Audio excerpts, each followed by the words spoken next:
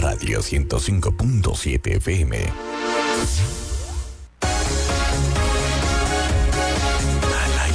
Tu espacio de imparcialidad, objetividad, informativo, entrevistas, contrapunto y toda la realidad del fútbol.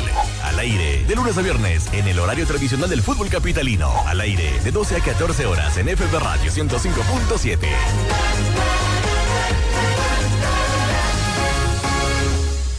Programa de clasificación o opinión, apto para todo público.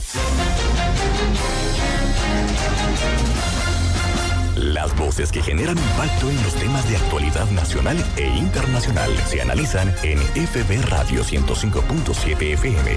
En la permanente búsqueda de la verdad común. Con ustedes, las entrevistas en FB Noticias.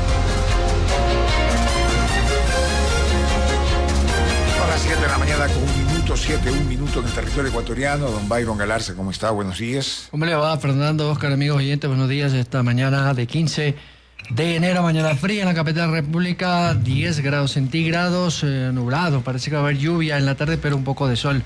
Estamos en plena estación invernal. Bueno, ayer ya se ha conocido el reemplazo del presidente encargado, José Swin, de la Corte Nacional de Justicia, y lo reemplaza Marco Rodríguez, también un juez que por ahí ya salen pues algunos a cuestionar y criticar por sus fallos en el pasado, pero en fin, hay que darle también el beneficio de la duda. Ya se conoce también quiénes conformarán esa famosa comisión de selección para la elección del fiscal general, que ha dado ese polémico Consejo de Participación Ciudadana que no llega a convencer aún a los ecuatorianos, en fin. Y el presidente de la República, que entendemos todavía sigue y goza de vacaciones, regresará, entiendo, el 18 de este mes, y de allí partirá al Foro Económico Mundial de Davos. Mientras tanto, en el Parlamento se continúan debatiendo algunos temas relacionados. Y la violencia, pan nuestro de cada día, titular cada jornada. Ayer asesinaron a un policía ahí en las Malvinas. Sí, exactamente. Teníamos la versión, ¿no? Que la escuchamos hace poquito de comandante coronel, de la policía de la zona 8. Walter Villarruel. Sí, cosa terrible. Y un ciudadano común y corriente estaba por ahí, casi lo matan. Imagínese, es como que aquí comienza a haber una persecución, un tiroteo. Claro, y en la parte política, hoy en la Comisión de Fiscalización se reúnen por el tema del juicio político de Mario Godoy. ¿Qué dice hoy usted? hay una... Y bueno, yo creo que va a haber un cabildeo importante de lado y lado. O sea, pero sí le van a dar paso, porque puede ser que no lo acepten. Hay que ver las argumentaciones, más que jurídicas, técnicas, son políticas, ¿no? Evidentemente. Ferdinand Álvarez, que preside la comisión, pues seguramente ya ha dado sus perlas ahí como para poder interpretar. Lo dicho que, bueno, si es que hay las condiciones... O sea, van al juicio. Yo creo que le van a dar el beneficio de que vaya a defenderse. Y cuando vaya a la comisión y de eso pronto ahí ya el informe yo creo que para lavarse la cara, como se dice vulgarmente, van a hacer que el hombre vaya, que lo ataquen, que el hombre se defiende. Pero no hay las causales, gracias. Pero bueno, ahí pasa el pleno. Claro. Y si es que no hay un informe de mayoría, pasa al pleno con los argumentos de mayoría, o sea, de y ahí, claro, en el pleno hay que ver el número de votos también, ¿no? Yo creo que ese tema de Mario Godoy todavía nos va a dar titulares un largo tiempo. Claro, porque el hombre no renunció, que no, fue ya estaba más fijo. La sugerencia del presidente. Pues y de la sugerencia sectores. se le quedó guardada, porque el hombre quiere defenderse, está, digamos, una posición de aquí yo soy inocente, me quieren culpar, son los poderes políticos, el discurso tradicional, ¿no? Que siempre hacen la gente en defensa de su honra en este caso, ¿no?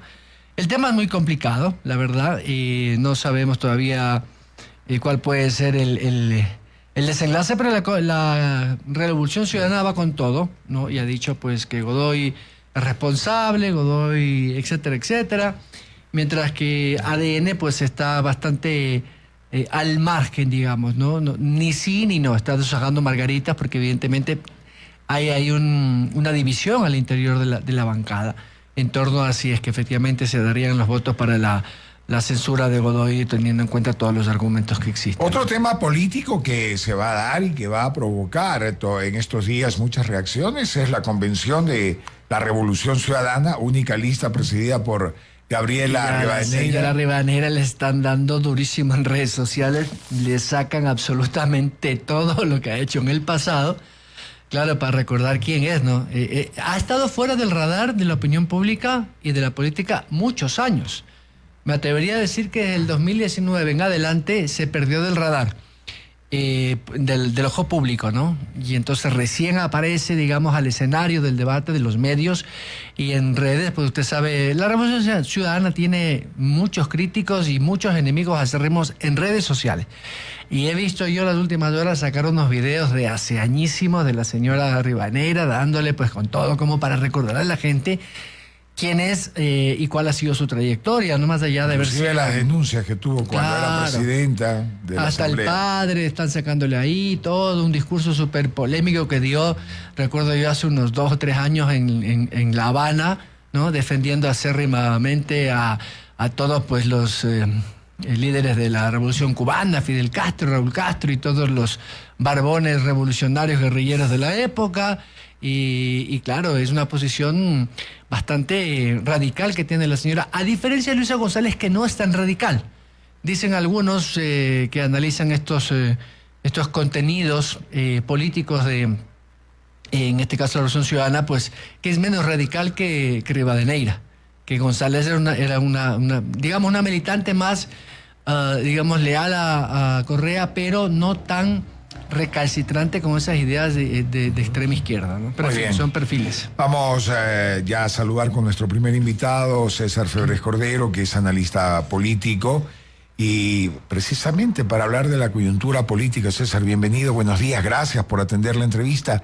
El escenario, empezando el año 2026, un año que poco a poco se va a convertir en preelectoral, porque vamos a las elecciones seccionales en el 2027, estábamos comentando, la Revolución Ciudadana tiene su convención. Hace pocos días se dio un evento aquí de ADN con mucha controversia porque no había los permisos correspondientes, el enfrentamiento gobierno-municipio, la situación de varios analistas que hablan de una tercera vía, pero que nadie puede liderarla. Sí, la gente quisiera una tercera vía, pero no hay líderes para decir, bueno, aquí vamos a tomar la bandera de la tercera vía y vamos a buscar la posibilidad de hacer opinión, de participar políticamente y después en la parte democrática en unas elecciones. ¿Cuál es el escenario empezando este año, ya cuando han transcurrido 15 días? Bienvenido, buenos días, César. Buenos días, estimado Fernando, estimado Byron, y por supuesto buenos días a toda su distinguida audiencia. Para mí es un gusto estar con ustedes. Yo pienso que hay que señalar siempre a la ciudadanía, hay que señalarnos a nosotros mismos. Yo creo que el problema del país en buena parte es que, y claro, hay condiciones históricas para esto, hay problemas profundos en juego, pero no somos una sociedad que reclama su espacio en la democracia. No hay realmente una puja de la dirigencia empresarial o social o de los ciudadanos organizados para rechazar que una convención de un partido sea mal hecha o que se imponga lista única. No hay el deseo de tener una democracia competitiva interna dentro de los partidos, porque los partidos simplemente son un emprendimiento político de caudillo que va escogiendo a unos dirigentes. A lo mucho hay un margen para los locales, ¿no? Para el dirigente provincial o cantonal, que lejos de la capital y lejos de las ciudades grandes puede, digamos, tener su propio feudo y lo lleva al partido, ¿ya? Ese para mí es uno de los problemas fundamentales y más que un problema en sí, un síntoma de la poca participación real que tiene gran parte de la sociedad en la política ecuatoriana, más allá de quejarse y votar. Entonces, yo pienso que deberíamos siempre tratar de examinar por qué es que estamos tan alejados de la política, por qué es imposible que una vez que se escogen los candidatos, porque estas convenciones terminan definiendo la directiva que luego es la que en teoría pone los candidatos, porque es tan difícil que alguien en la asamblea diga: yo no soy traidor, pero voy a votar en contra del 10-20% de las veces de la línea del partido. ¿Por qué? Porque me lo piden mis votantes, porque mi provincia está llena de ganaderos y el ganadero está en contra de este proyecto de ley, o porque yo represento a los migrantes y me han llamado 500 migrantes a pedirme que vote no, aunque el partido quiere que vote sí. Acá eso no se da. Generalmente las motivaciones son, pues me llamaron del otro partido, me ofrecieron algo mejor y efectivamente soy un traidor. Entonces no hay ni siquiera espacio para la sana discrepancia. Y yo creo que en este momento en que discutimos estas convenciones nacionales de los partidos, ese debería ser, digamos, el centro de nuestra discusión. Para mí ese debería ser, digamos, el asunto en el centro. Y claro, por supuesto, ya en el análisis nos toca discutir, digamos, lo coyuntural y las relaciones personales que no dejan de ser importantes, ¿no? Ustedes mencionaban el tema de Gabriela Rivadeneira, qué significa ella como presidenta en la lista única de la RC. Y yo diría, en ese caso particular, una reafirmación, porque sale abrazada de Luisa González hace poco, ¿no? Una reafirmación de que aquí el que manda es el líder histórico exiliado en Bélgica, él dispuso que iba a ser la candidata y se acabó. No, y acá uno de los militantes le preguntamos y dijo la decisión del máximo líder o la recomendación es Gabriela Rivadeneira y voy a votar por Gabriela Rivadeneira, así aparezca cualquier otro candidato, ¿no? Y lo grave es que, a ver, la pequeña, gran controversia que salta más que nada en redes sociales, que corre por ella, que un analista, consultor y comunicador como Jacobo García, pues critica a Luisa González y la critica porque, claro, ella ha sido cercana, por ejemplo, a la familia Estrada en Manabí, que han sido por mucho tiempo anticorreístas duros, anticorreístas, han peleado fuertemente contra el correísmo, pero ella los llevó a ser candidatos en esa provincia. Y porque comentó él sobre la presencia también de otra persona que criticó duramente al correísmo y que ahora está como vocal en esta lista única, ¿verdad? Para comunicación. Y dice, bueno, pues luego, ¿por qué se quejan de la traición? ¿No? ¿Por qué se quejan de los Sergios Peña? Y Luisa González criticó de vuelta a esta persona en términos muy duros, un poco confusos, pero básicamente le dijo que él trabajó para el exalcalde Martín Triago, que según Luisa González quiso matar al señor Estrada. Y bueno, ahí ya hay un tema bastante grave, ¿no? Cómo uno puede saber estas cosas, sentir que las puede denunciar públicamente y siendo una política y dirigente de partido no ir a llevar esto a otro nivel. Pero bueno, en todo caso, ¿qué nos dice esto, no? ¿Qué nos dice esto? Que hay un malestar, o sea, hay gente que reconoce el problema con la manera en que escogen a los cuadros. Hay un problema porque están cogiendo a personas que tuvieron la capacidad de decirle de ladrón para abajo a Rafael Correa y ahora están abrazados con él o lo aclaman o salen en sus listas. Y nadie se pregunta, bueno, ¿qué prueba nos ha dado que cambió de opinión? ¿Cómo así ahora tiene convicciones cercanas a nosotros y antes era enemigo del líder histórico y enemigo del movimiento? Hay nadie que dice paremos el carro un segundo, o nadie lo dice, digamos, donde debería decirlo, y esto se queda en Twitter y la pelea no pasa ya de Twitter. Y eso para mí es lo grave, que no hay una reacción de dirigentes, como en otros países la hubiera, no diciendo en la convención y lo reportaría a la prensa, qué sé yo, los dirigentes de Esmeraldas, Tungurahua, Orellana y El Oro se preparan para mocionar que se pida que se ponga otra lista porque están muy en desacuerdo con la presencia de este señor. No, nadie se atreve. Y si se atreviesen a hacer eso, no sería la pregunta ¿qué pasará en la convención? Sino ya se determinaría, se diría el correísmo partido en dos, murió el movimiento, porque aquí, como les digo, es inaceptable que haya una discrepancia honesta, impensable que haya una discrepancia honesta dentro de una misma organización.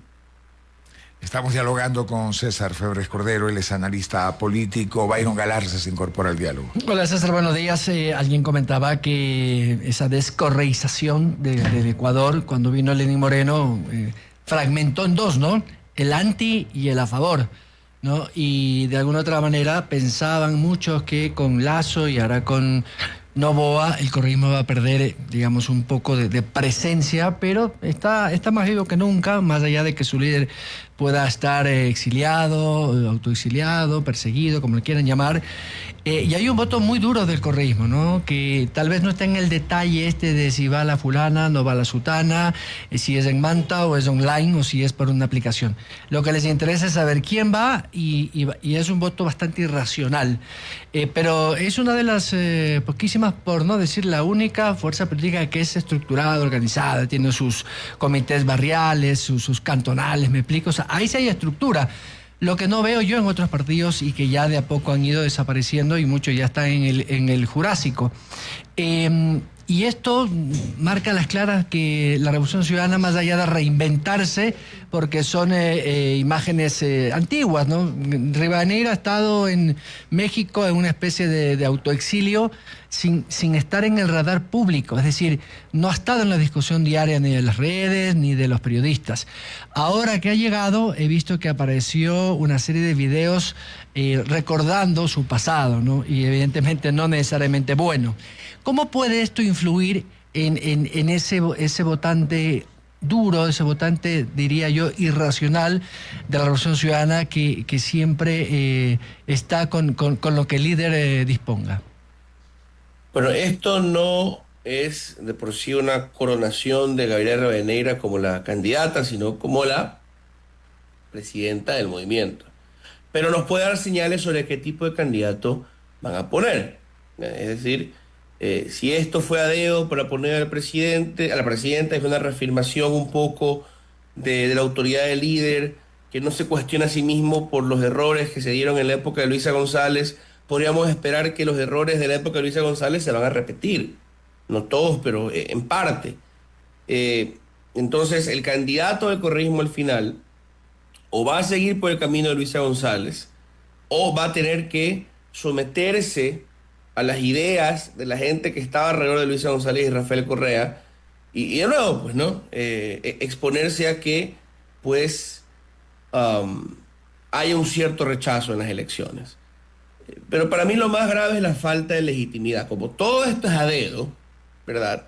No solamente el miembro de la Revolución Ciudadana, sino el resto del país, dicen el candidato o candidata presidencial eventual van a ser simplemente un transmisor, un delegado, un emisario de Rafael Correa. No van a tener voz propia de verdad. Y como no van a tener legitimidad, no van a poder, cuando sea necesario, desautorizar a Rafael Correa, que yo creo que es importante, y ahí algunos se rasgarán las vestiduras y dirán, no puede haber correísmo sin Correa, están locos. Ni siquiera les estoy pidiendo o recomendando, digamos de la forma más objetiva, distante y fría, como si me preguntasen qué le conviene a este movimiento que resulta que se llama correísmo. Solamente les estoy recomendando, necesitan que alguien pueda decir en momentos muy específicos, Rafael Correa no está definiendo en este momento este punto de nuestra campaña. ¿Y por qué lo digo? Porque el correísmo a veces está cerca de una victoria y de repente aparece Rafael Correa como la última vez y se pone a hablar del dólar, y se pone a hablar de Venezuela, y se pone a hablar de un montón de cosas que distraen, descarrilan totalmente al movimiento en puntos críticos de la campaña, y de repente no hay nada más que hacer. Claro, a veces es la propia candidata que se embarra como Luisa González y te habla de los gestores de paz. Y Andrés Arauz también tuvo algunas de esas cuando fue candidato presidencial. Pero es más grave cuando no se puede convencer a la gente de que el candidato puede discrepar con Correa en un punto muy específico y decir, hey, no nos distraigamos. Esa es la opinión de Rafael Correa, la oferta de campaña es esta, punto. ¿Ya? Porque no tienen legitimidad, porque todo el mundo sabe que es alguien puesto a dedo, y alguien puesto a dedo es alguien obediente totalmente, o debería serlo, ¿no? Entonces, ese para mí es un problema crítico en la Revolución Ciudadana y digamos una situación, repito, innecesaria porque un partido pesar de que tiene sus diferencias ideológicas a la interna, y hay enemistades dirigenciales a la interna como hay en todos los grandes partidos del mundo, usted bien lo dijo, es una estructura organizada, es lo suficientemente sólido para sobrevivir una peleita en una convención, una campaña medio digital de 2, 3 semanas y una puñetiza, digámoslo coloquialmente, de 2 días no debería causar un cisma en el partido y les podría permitir tener una dirigencia primero y luego un candidato que la gente respete y que puedan maniobrar alrededor de la difícil figura que es Rafael Correa.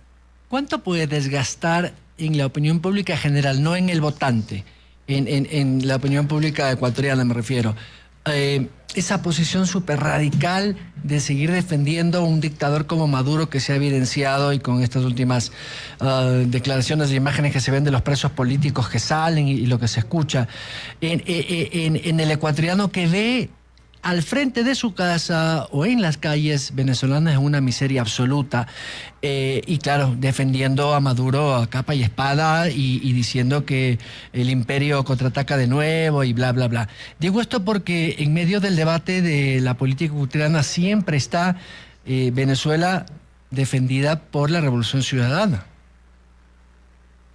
A ver, la gente siente con cercanía el tema venezolano porque aquí hemos tenido a muchísimos venezolanos y todavía los hay, migrantes que dan el testimonio, que nos dicen, yo vengo huyendo de esto, pero la gente no es tonta, puedo observar con rapidez, ok, un montón de venezolanos migrando, ¿y quién ha gobernado 20 años ahí, más de 20 años? Ok, listo, ese no es un buen régimen, ese no es un buen sistema, y acá el líder está abrazado de estos dictadores, ¿no?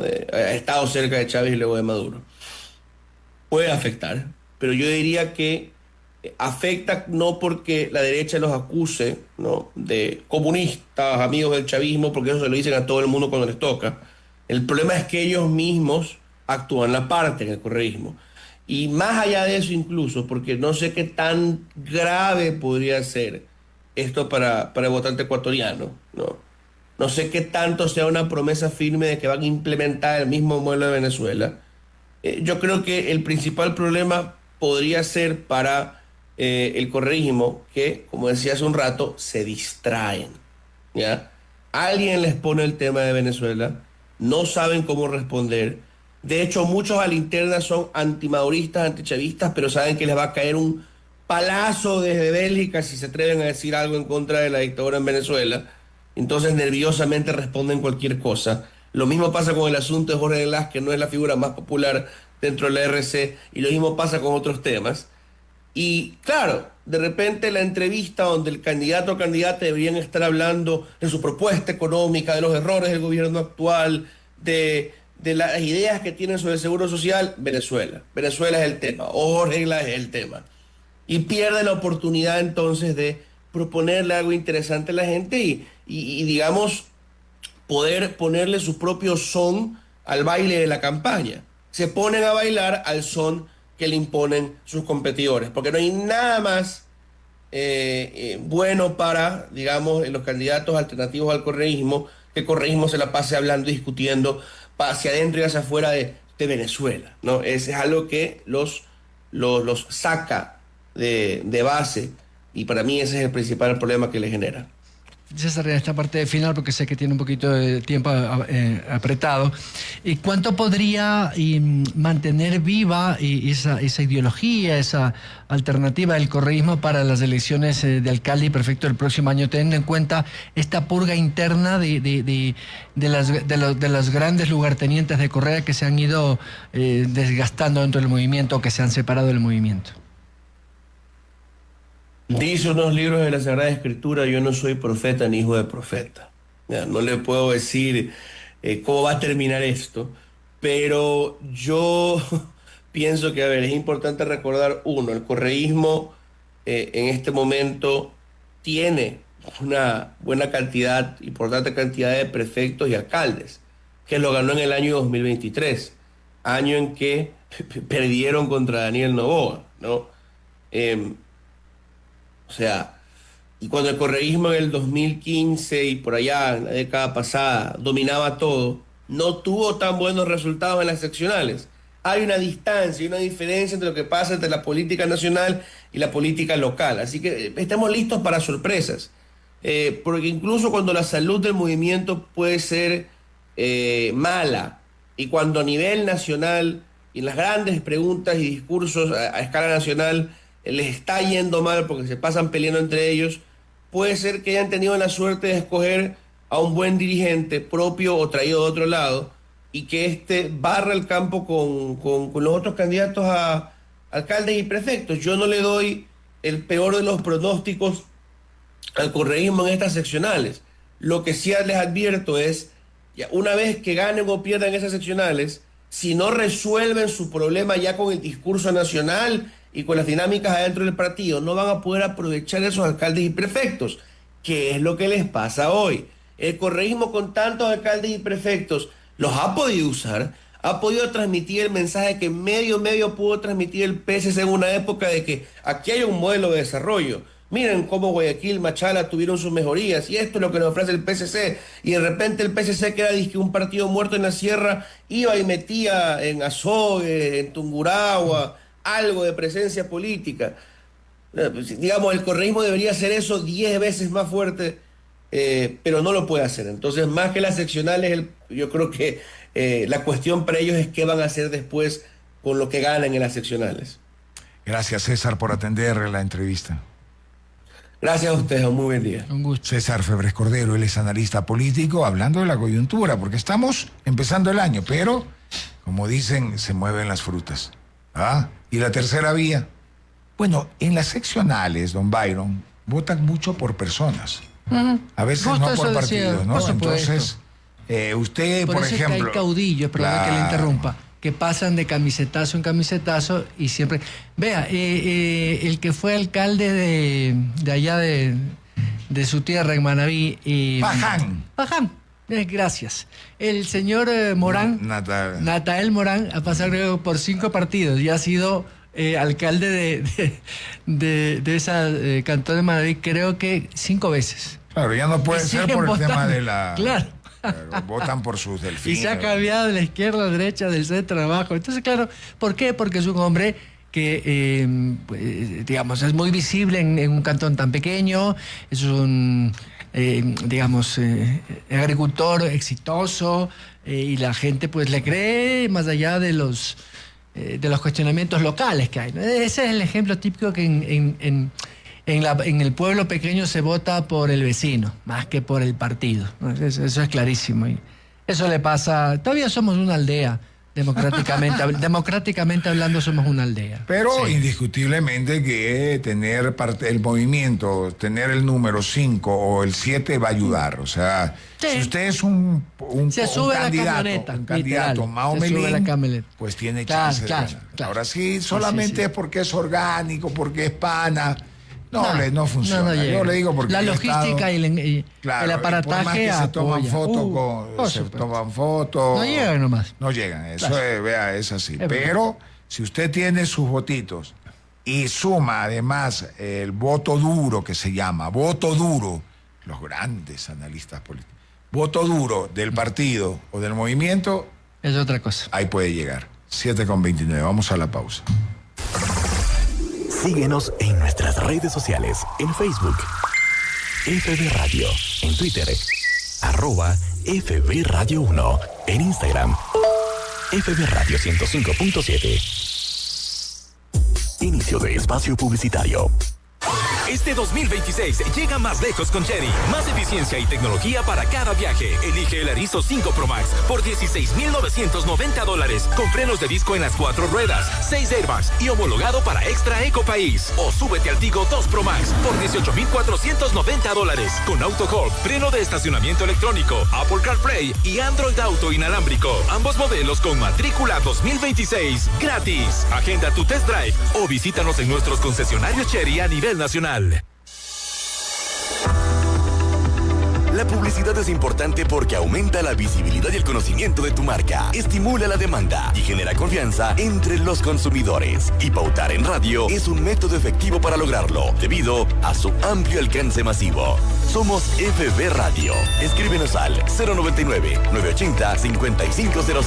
099-980-5500. Tenemos el plan de publicidad que se adapta al tamaño de tu empresa. Fin de espacio publicitario. Noticias, deportes, transmisiones deportivas, buena música y la mejor compañía. Esta es FB Radio 105.7 FM.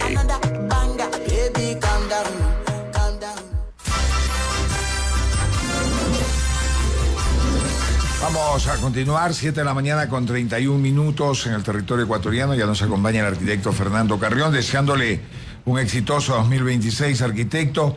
Vamos a hablar de la seguridad en Quito, que eso es lo que está preocupando. Ha habido varios eventos, situaciones que comienzan a alarmar. Yo les digo acá a los compañeros, cada día es más cerca.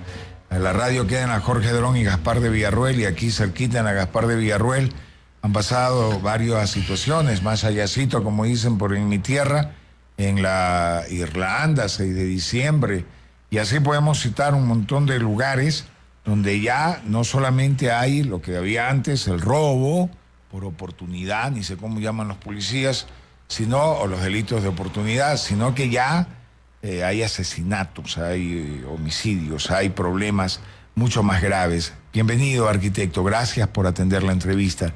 Situación de seguridad, y dicen los entendidos que se incrementa todo esto porque no hay unidad entre el Consejo Metropolitano y el Gobierno Nacional. Bienvenido, ¿cómo está? ¿Cómo ha pasado?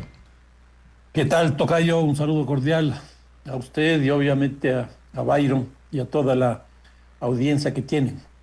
Sí, los datos nos muestran un preocupante avance de la violencia en estos últimos, yo diría, 9 años, desde el 2016 para acá, que van en términos de que más que se duplica la tasa de homicidios, el número de homicidios, que es algo absolutamente preocupante. Una segunda cuestión es que los homicidios se producen hoy día básicamente con armas de fuego.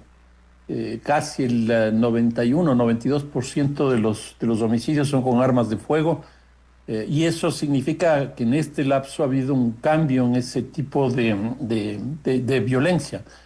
Y es que antes básicamente la violencia eran por razones interpersonales, qué sé yo, una riña, razones de asimetría de poder entre hombres, mujeres, entre condiciones étnicas, migrantes, etcétera. Pero ahora da la impresión de que todo esto ya está inscrito en lógicas de la organización criminal, de tal manera que ya es una cosa explícita que se quiere cometer, y para eso obviamente las armas es una cosa muy importante.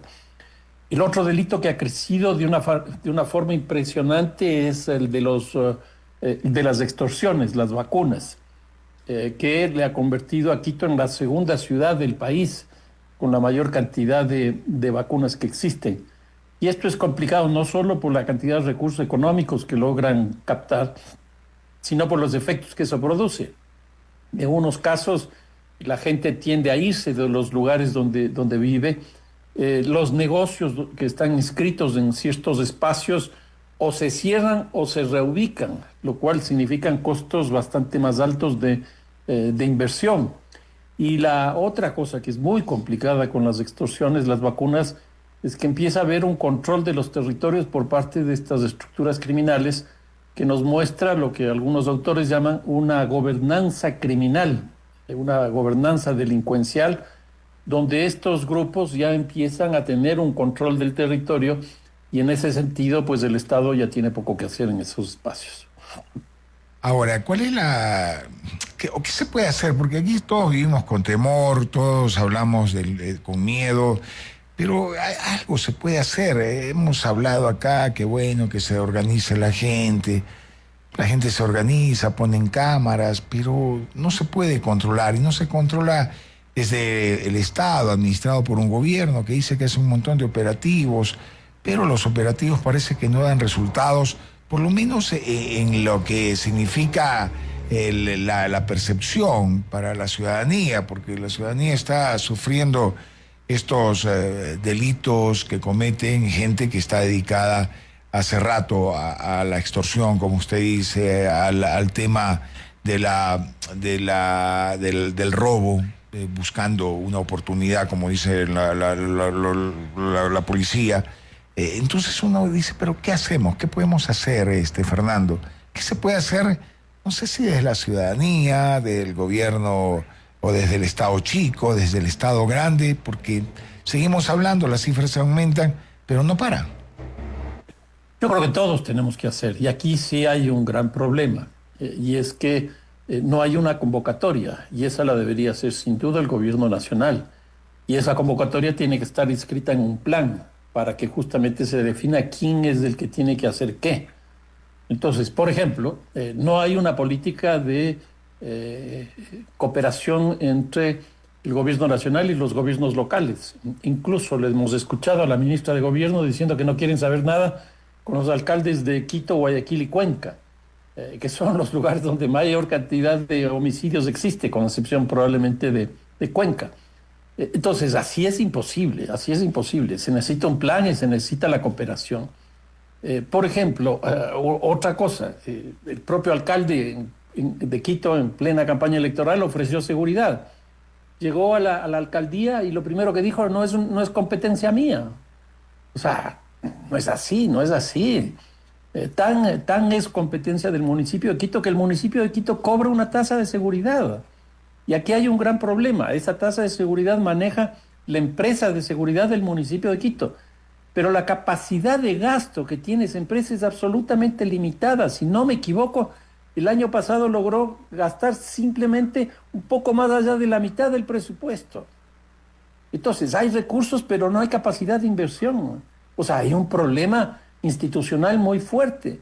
Y luego los conflictos entre el alcalde y el presidente. Eso hace que sea francamente muy difícil poder llevar a cabo una política de largo plazo donde se puede hablar de cierta integralidad, de cierta presencia de distintos actores, de distintas entradas, etcétera.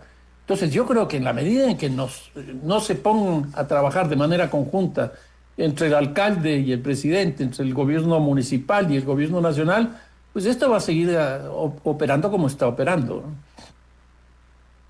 Vamos a, efectivamente, la pelea entre el alcalde y el presidente en la parte política se nota, a pesar de que no existen esa contestación desde el Ejecutivo, pero uno se da cuenta que existe siempre la posibilidad de que sus ministros hablen de la posición del alcalde, y mientras tanto la ciudad y el distrito metropolitano de Quito sigue con algunos inconvenientes. ¿Cómo ve usted la labor del gobierno? ¿Cómo ve todos los operativos? El Plan Fénix, que nadie lo conoce bien, pero que inclusive en los operativos se llama Fénix 1, Fénix 88, Poseidón y todo eso. Pero aquí todo, Apolo.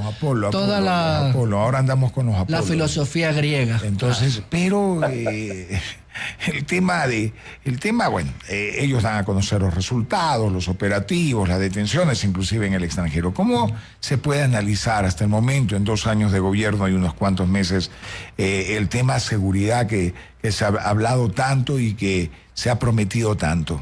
¿Controlarlo o erradicarlo? La verdad es que yo veo con mucha preocupación porque las tasas de violencia no bajan, todo lo contrario. Entonces, por ejemplo, se hace esta declaración de conflicto armado interno el 9 de enero del 2024, que acabamos de cumplir justamente un año más, y lo que tuvimos es una caída interesante del número de homicidios en enero y febrero, pero a partir de marzo empezó a subir nuevamente. Y a principios del 2025 se incrementó esta cosa, al extremo de que hemos terminado este año 2025 con una tasa de 52 homicidios por 100.000 habitantes, una tasa muy alta que históricamente no habíamos tenido. Entonces yo creo que aquí lo que debería hacer el gobierno probablemente es una buena evaluación de lo que vienen haciendo, porque si se sigue haciendo lo mismo va a seguir ocurriendo. En otras palabras, si se sigue con la política esta del bloque de seguridad, con la presencia de las Fuerzas Armadas y la policía prácticamente de forma exclusiva y con los estados de excepción, pues lo que va a seguir ocurriendo es lo que viene ocurriendo. Miren, son 17 estados de excepción que ha hecho el presidente. ¿Y qué ha pasado? Pues nada. Entonces yo creo que no va por ahí la cosa, o no va por ahí exclusivamente la cosa. Y yo creo que de una evaluación que podrían hacer invitando a sectores interesados de este tipo de cosas, a gente que maneje información, incluso invitar gente de fuera de la cooperación bilateral, y ahí ver qué es lo que ha pasado en estos 2 años en términos de las políticas y hacer las correcciones del caso. Y yo creo que eso le haría mucho bien al país y obviamente al presidente, ¿no? Estamos dialogando con el arquitecto Fernando Carrión. Byron Galarza se incorpora al diálogo. Arquitecto, buenos días. En mi tonto entendimiento, porque yo no soy un experto, soy un preguntador y a veces leo. Si hay 1.200 agentes metropolitanos, 1.700 agentes de tránsito, suma más o menos unos 2.500, y todo el distrito metropolitano de Quito de la policía tiene 2.500 uniformes. Lo grave es que esos 2.500 no están en las calles, no son operativos. Están dándole seguridad a los ministros, a los no sé cuantitos, a los jueces con riesgo de seguridad, etcétera, etcétera. Y entonces, claro, el operativo del Distrito Metropolitano de Quito no son 2.500, son menos. Entonces, si es que el presupuesto municipal es de 10 millones por la tasa que pagamos los ciudadanos, ese billete, parte de ese billete se puede también implementar en armas no letales, pero aquí la Secretaría de Seguridad y varios concejales e incluso el alcalde ha dicho no podemos porque el Ministerio de Gobierno nos bloquea, porque no nos autoriza la compra de estos armas no letales, que son básicamente pistolas eléctricas que no causan mayor daño, son disuasivas, pero si yo como ciudadano o si yo fuese un pillo y veo que hay un agente metropolitano armado, no sé con qué arma, pero armado, me voy a desincentivar y me voy a robar a otra cuadra, a otro barrio. Eso puede hacer el municipio sin necesidad de tener una cooperación con el gobierno. A ver, yo creo que hay varias policías y me parece que eso es lo que habría que hacer, buscar la cooperación entre todas ellas. Pero para hacer eso, obviamente, se necesita un plan. Para que este haga esto, el otro haga esto otro y así sucesivamente. Por ejemplo, se habla de que Quito debería tener al menos 7.000 policías. Entonces, el déficit, según los datos que ustedes están manejando, pues es más o menos de 4.500, que es más del doble de la cantidad de efectivos. Es decir, el déficit es alto. Ahora, ¿qué es lo que tenemos? Tenemos la policía de tránsito, tiene un número, si no me equivoco, son 1.500. Tenemos la policía municipal, que eso no recuerdo este rato el número, pero también es un número relativo. ¿Perdón? 1.200 algo me parece que son. Bueno, entonces ahí se suma eso. Y la otra cosa es que tenemos la policía privada, la guardianía privada, que se supone que es el doble de lo que tiene la policía. Si nosotros hacemos una propuesta, un plan, un proyecto que integre todas estas policías para hacer 1, 2, 3 y 4, y para eso tenemos la tasa de seguridad, que efectivamente son cerca de $10 millones al año, yo creo que ahí hay recursos, hay una presencia institucional. Lo que falta es una decisión y lo que falta es una propuesta para que todos estos se integren y todos ellos puedan trabajar en la misma perspectiva. Le escuchaba al alcalde y a la Secretaría de Seguridad decir que no, vamos a activar las alarmas comunitarias, las brigadas comunitarias en los barrios, etcétera, etcétera. ¿Pero qué puede hacer una comunidad de barrio cuando van 5 pistoleros con fusiles y que hay que esconderse? No hay que salir a enfrentarse ni a usar el pito, porque no se puede ante eso. Entonces, no sé si esa política digamos, de seguridad, entre comillas, del municipio, de crear estas brigadas o fortalecer, sea parte de. Yo realmente lo veo con muy poco resultado eso. Tiene pocos resultados. Simplemente hay que ver, por ejemplo, las unidades de policía comunitaria que están insertas en los barrios y se supone que tienen que tener un vínculo con la gente que vive en los barrios, porque es parte del principio de la filosofía de la policía comunitaria, que esté articulada.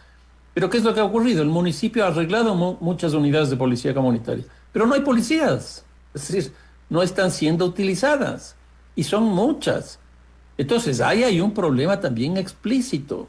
Ahora, algo que decía mi tocayo, Fernando, uno de los grandes temas que existen en todo el Ecuador, y yo diría casi en toda América Latina, es el miedo, el temor, la percepción de inseguridad.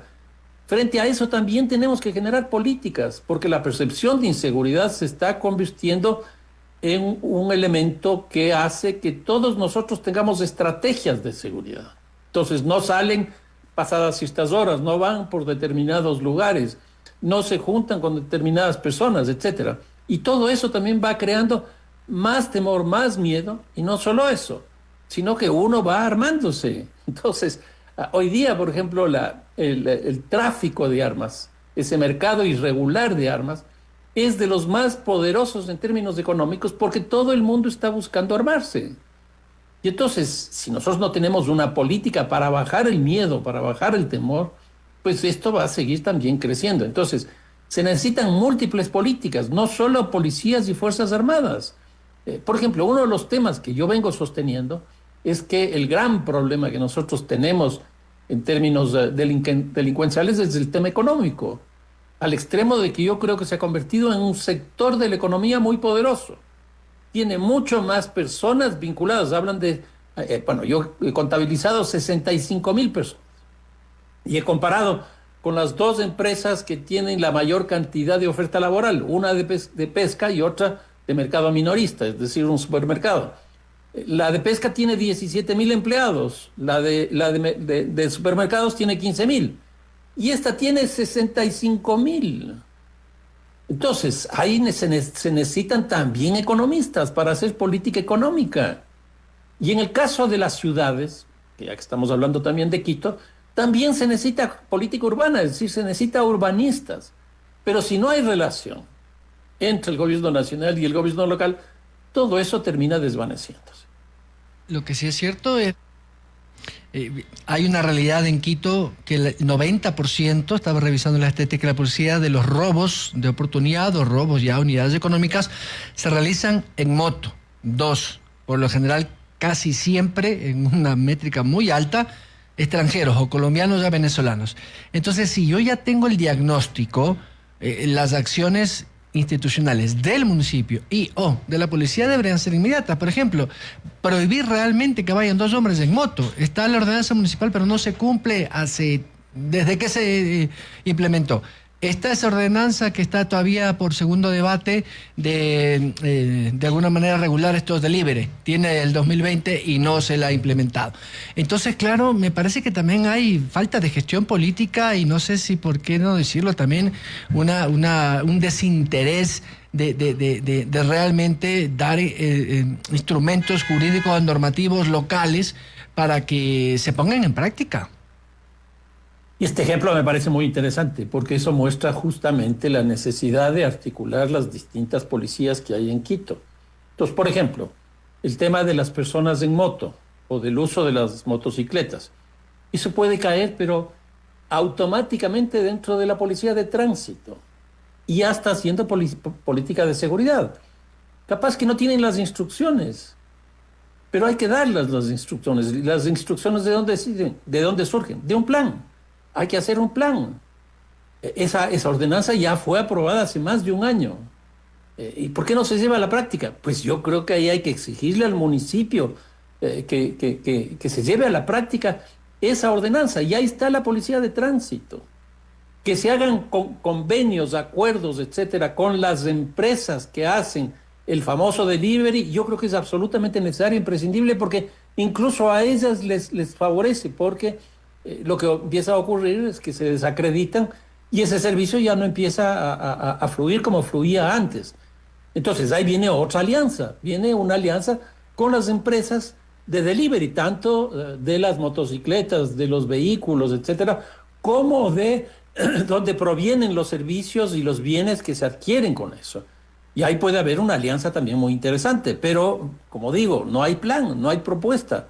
Y yo creo que eso es fundamental. Y aquí, por ejemplo, la empresa de seguridad del municipio de Quito podría hacer una cosa de ese tipo. Y me parece que es una cosa muy sencilla. Tiene además $10 millones. Claro, Y la mitad de esos recursos no los está gastando.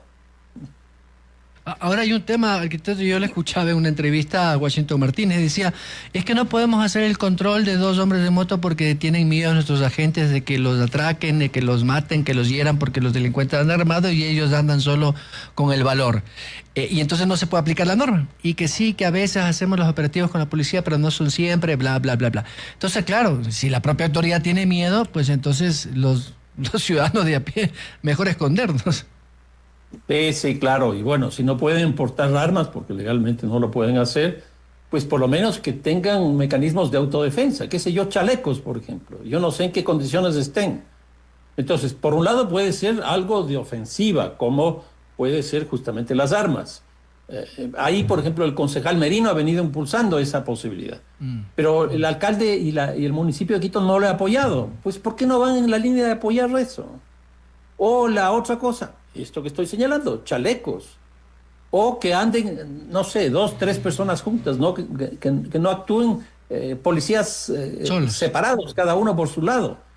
O que ciertas zonas tengan un mayor nivel de infraestructura, incluso ahí puede entrar toda esta cosa tecnológica que ustedes están señalando.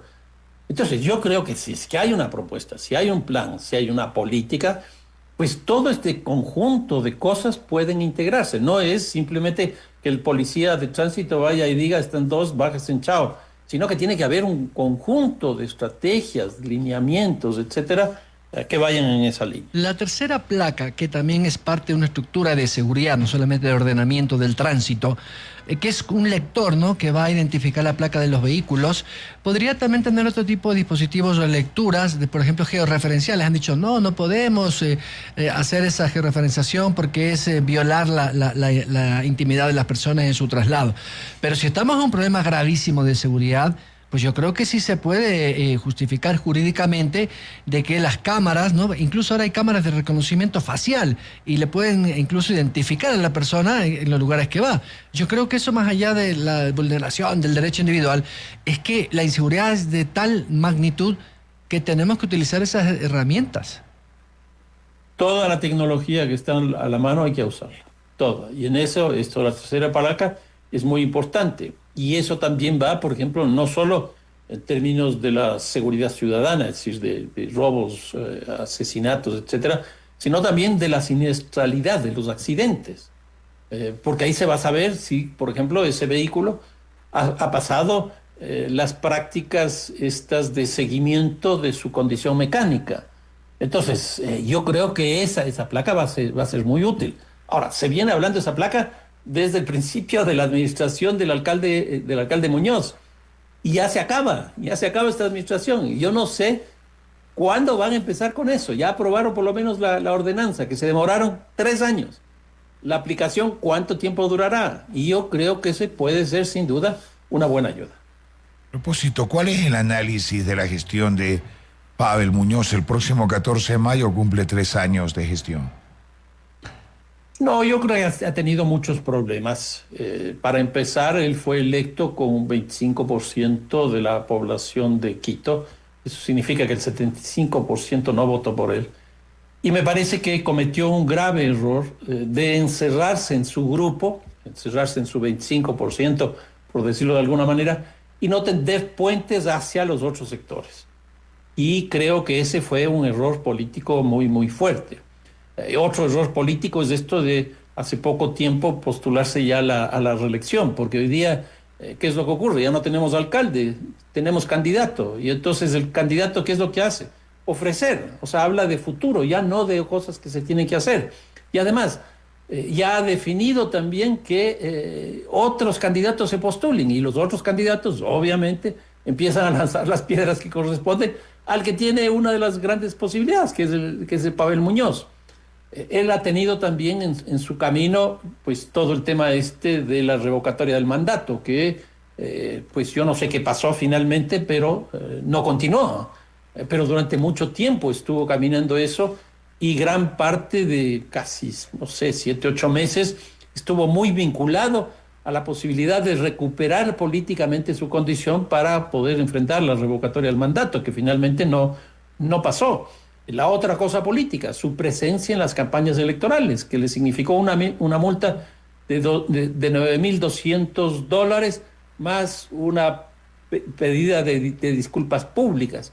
Entonces yo creo que ha tenido muchos problemas de estos de orden político, que me parece que eso le ha quitado la posibilidad relativamente importante de posicionarse como un buen gestor.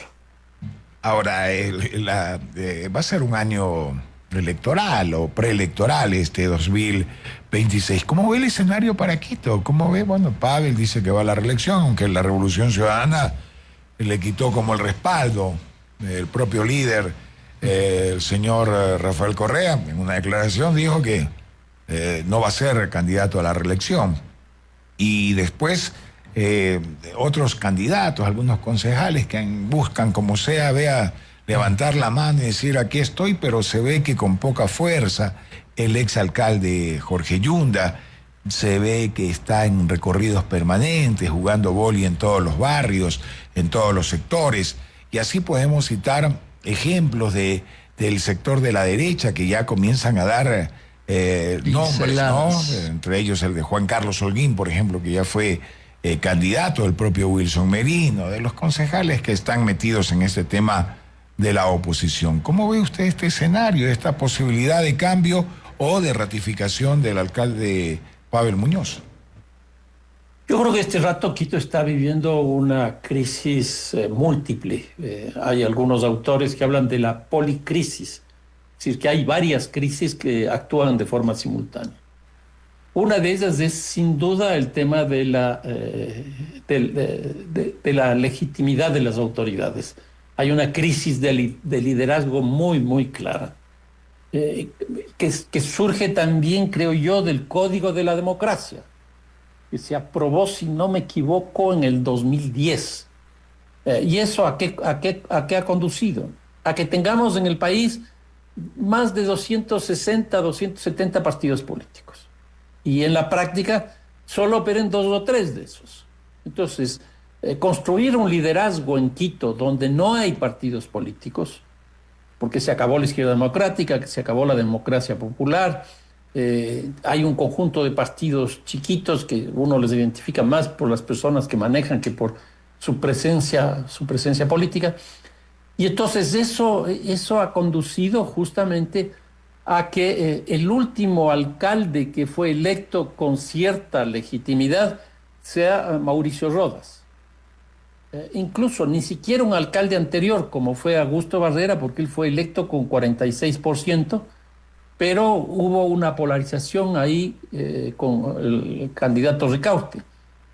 Pero los siguientes alcaldes fueron Jorge Yunda con 22% y, como decía, Pavel Muñoz con el 25%.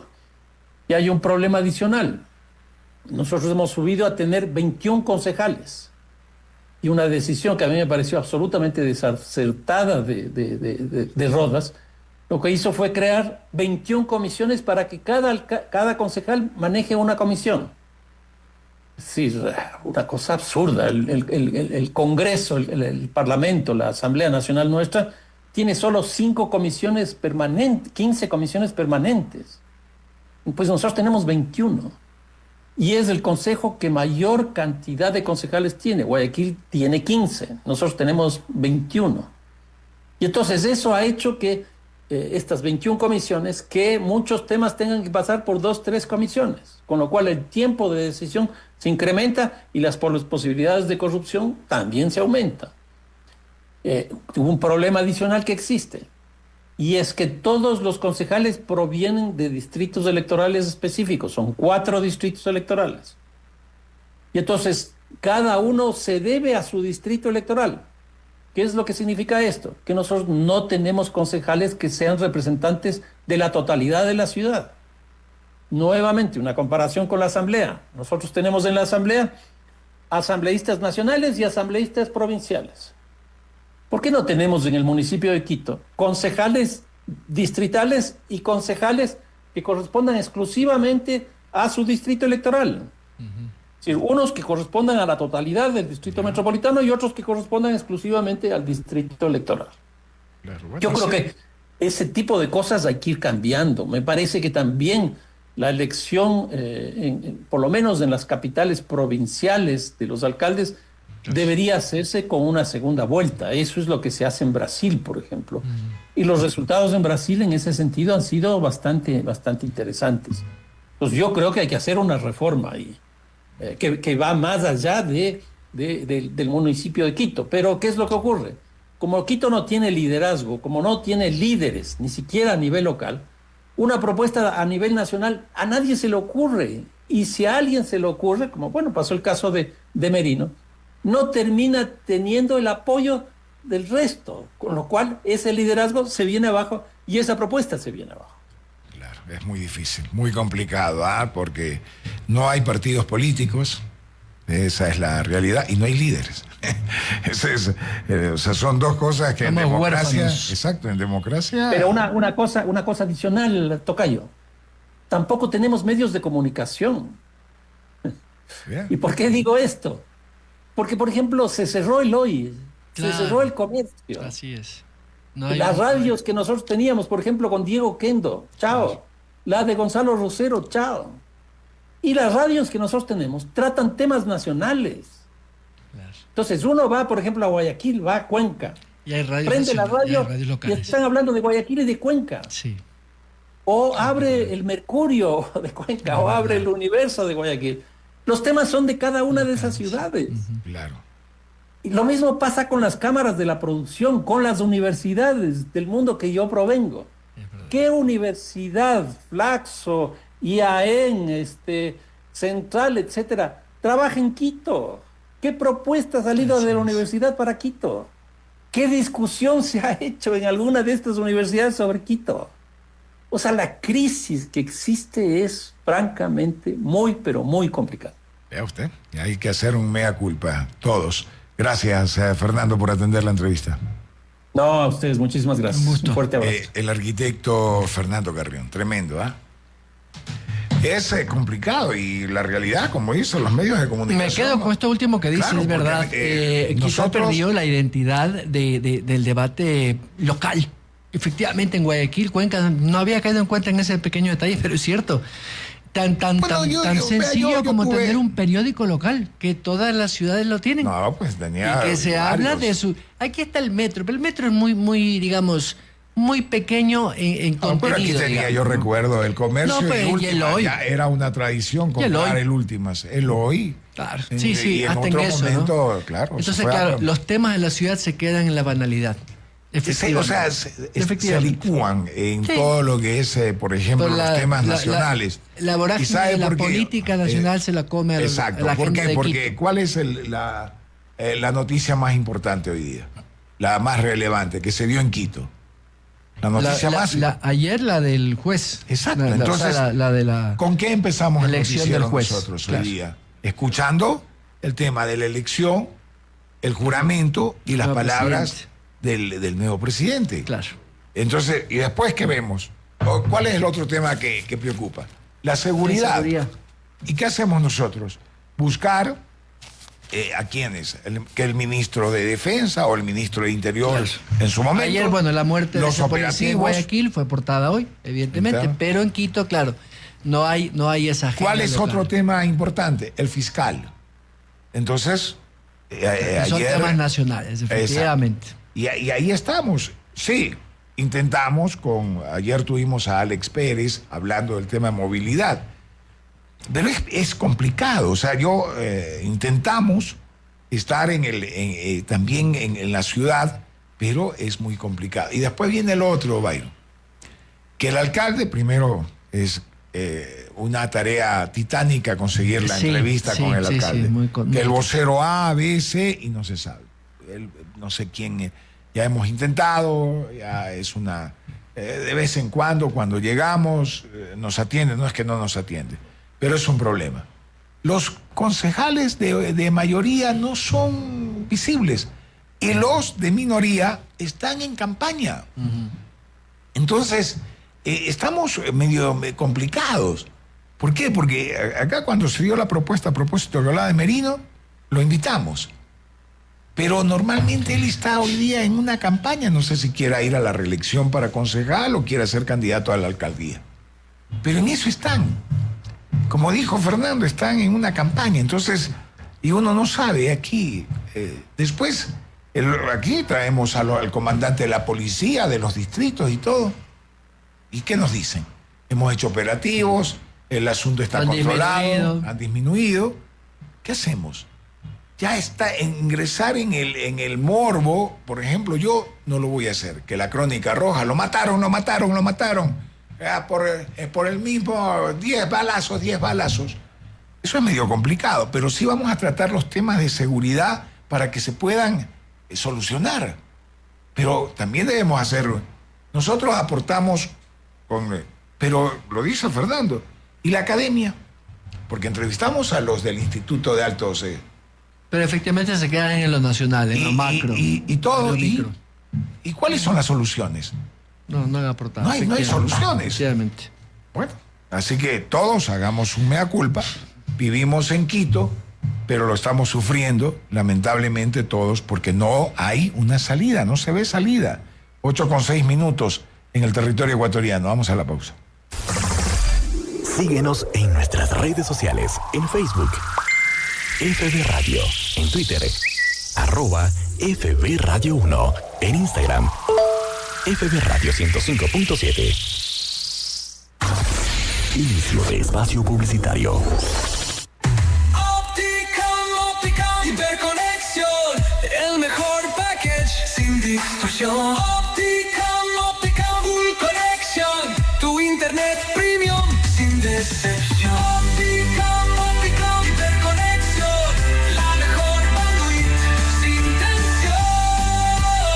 Opticom, la red que hace realidad tus sueños digitales. Opticom. Conexión sin fronteras. No esperes más. Descubre los planes perfectos para conectarte al metaverso con Opticom 09620. 09620. Opticom Contacto. Llama ya. Opticom conecta. 09620. 09620. Del 13 al 17 de febrero, Carnavales Musurruna presenta los mejores shows con nuestra cartelera internacional. ¡Américo! La Sonora Dinamita. David Orozco y el grupo Lindar. Rosy War y su banda Caliente. Y muchos más artistas. Adquiere tus entradas en línea. www.expoferiamusurruna.com. Puntos de venta físicos. Cooperativa Musurruna, Ambato y Riobamba. Hotel Emperador. Con el auspicio de Musurruna Cooperativa. Fin de espacio publicitario. La primera sintonía, una grata compañía, a cualquier hora del día, nos debemos a la gente, nuestros amables oyentes, por eso nos esforzamos y estamos siempre vigentes. FB Radio, música para tu gusto, porque programamos juntos. FB Radio, primeros en las noticias y también en el deporte.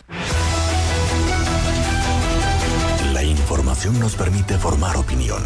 De 6 a 9 horas, FB Noticias. Invitados, análisis, política, economía y lo más destacado de la información. Pero elemental es porque por primera ocasión, por primera vez en la historia del país, estamos regulando los concursos para jueces. Tenemos todo un sistema hecho para que no funcione la ley, para que no funcione. Entonces esto de protegemos derechos yo también lo pongo en duda. Solo un proceso constituyente participativo puede reconstruir esa confianza y dar la voz a los ciudadanos. FB Noticias con Fernando Ver, Byron Galarza y Oscar Fernando Ortiz. En FB Radio 105.7 FM nos debemos a nuestra audiencia y estamos en la permanente búsqueda de la verdad común.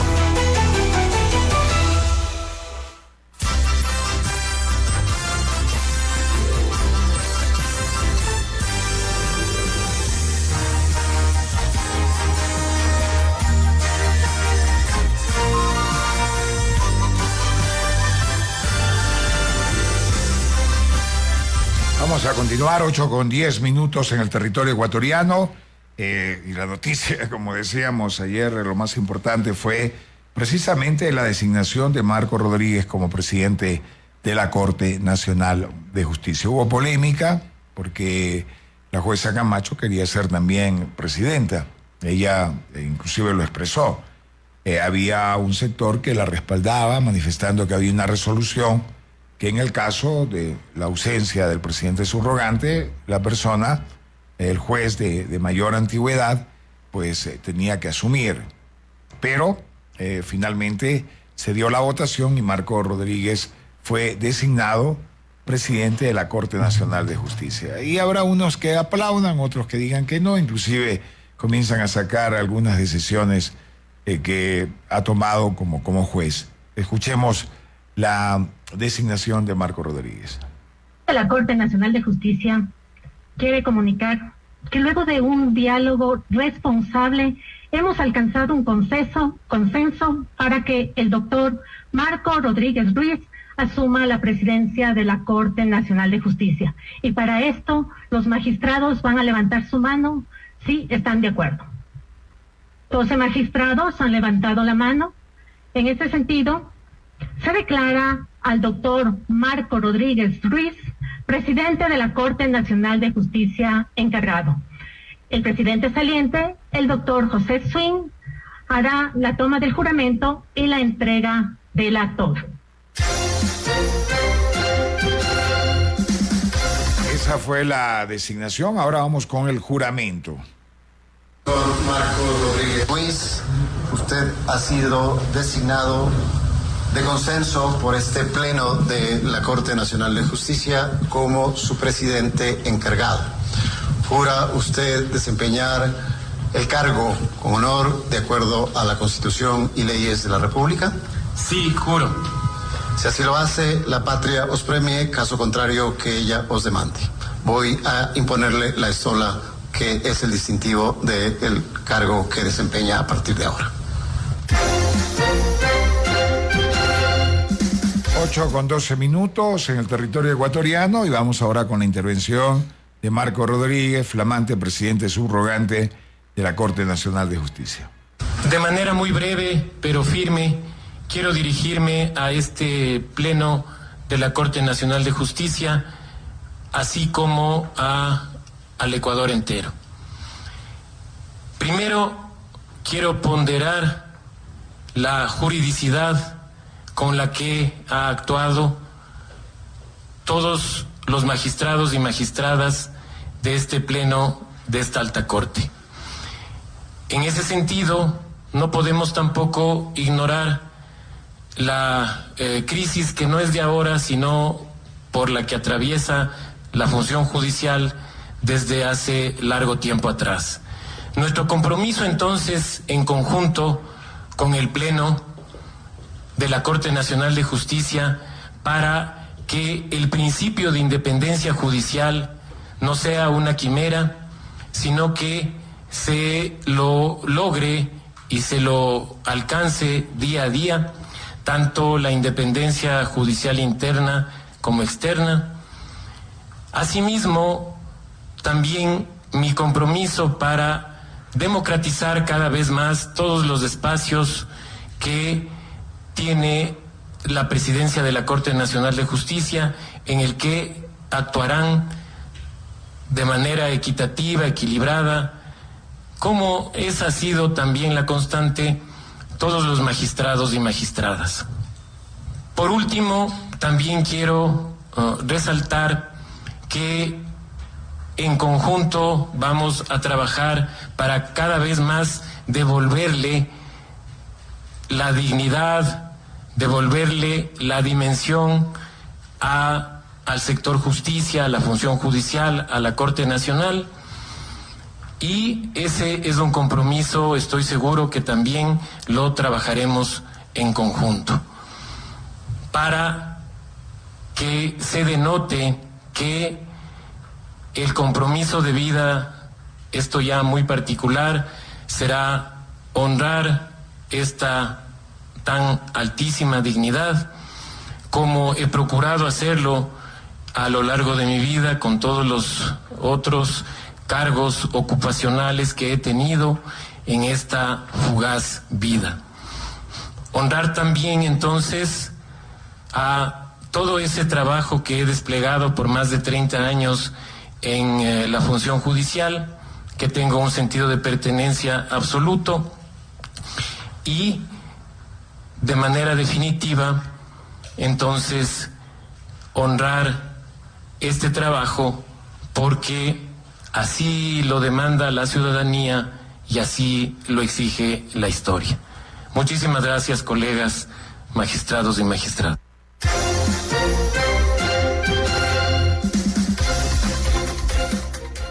8:15 ya en el territorio ecuatoriano. Vamos a ver qué más sucede, como se dice. No es una situación que hemos destacado. La justicia también atraviesa una crisis que la reconoce Marco Rodríguez.